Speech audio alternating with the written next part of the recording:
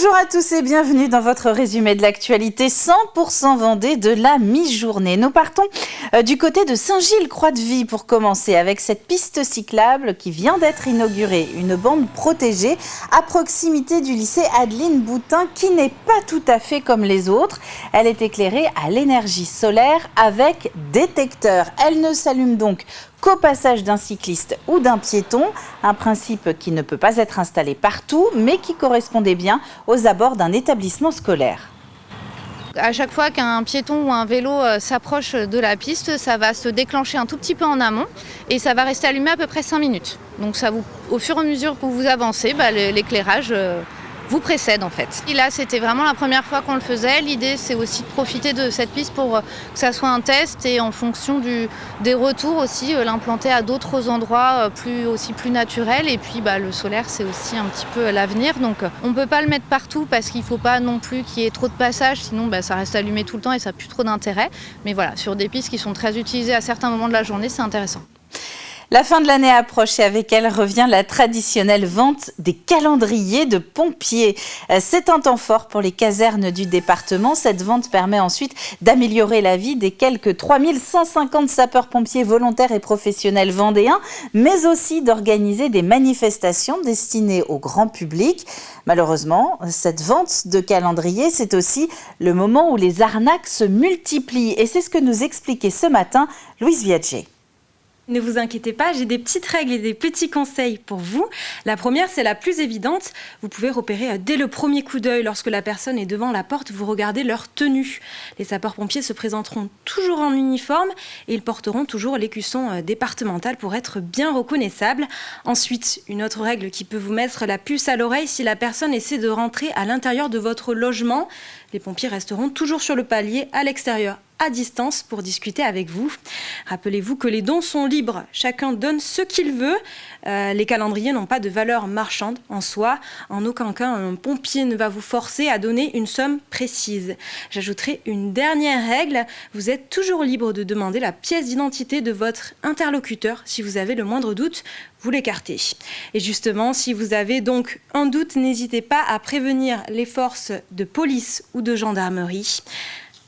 Et donc on vérifie, donc pas d'uniforme, personne chez soi et on donne le montant qu'on veut. Alors justement concernant ce montant, est-ce qu'on sait à quoi sert l'argent des calendriers des pompiers, Louise ? Eh bien oui, déjà tout est reversé à l'association des sapeurs-pompiers qu'on appelle l'Amicale. Elle utilise les dons pour différentes missions, par exemple pour développer l'esprit de cohésion dans la caserne en organisant des manifestations ou des rencontres comme la Sainte-Barbe ou le 14 juillet, pour contribuer à l'action de l'œuvre des pupilles des orphelins et du fonds d'entraide des sapeurs-pompiers de France, ou tout simplement pour améliorer les conditions de vie dans les locaux, donc dans les casernes. Les pompiers sont peut-être déjà passés chez vous, ou bien ils viendront dans les semaines à venir. Le porte-à-porte se fera jusqu'au mois de janvier. Eh bien c'est noté, merci à vous. Et c'est donc un extrait de la matinale de ce mercredi matin. À La Roche-sur-Yon, la Ligue de l'enseignement propose désormais un nouveau pôle de formation. Celui-ci pourra à la fois accueillir des groupes extérieurs comme ceux de la Ligue.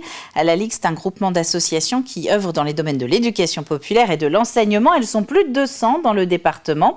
Ce nouveau pôle a été présenté mi-octobre. Alors ces formations sont là pour accompagner le mouvement éducatif au niveau départemental.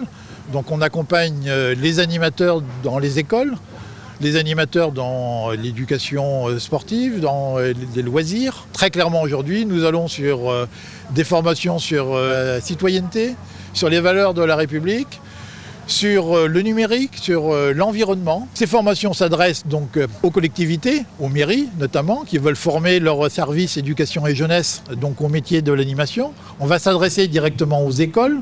Et nous allons partir maintenant du côté des Sables d'Olonne. Paul Meillat fait partie de ces 40 navigateurs à prendre le départ du Vendée Globe en fin de semaine prochaine. D'ici là, il enchaîne les entraînements, les préparatifs et les sorties.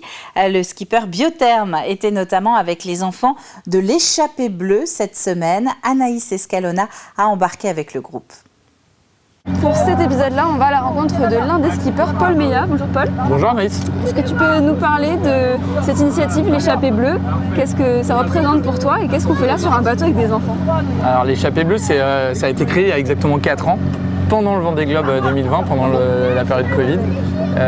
En fait, je suis ambassadeur de l'ONG Surfrider depuis 15 ans et j'avais à cœur de créer un programme qui me plaisait, où il y avait beaucoup d'humains et de relations avec mon métier. Donc j'aurais proposé cette idée d'emmener des enfants qui n'ont pas la chance en fait, de partir en vacances, qui habitent plutôt loin de la mer, et de leur proposer des cours de voile pour qu'ils deviennent des vraies mousses.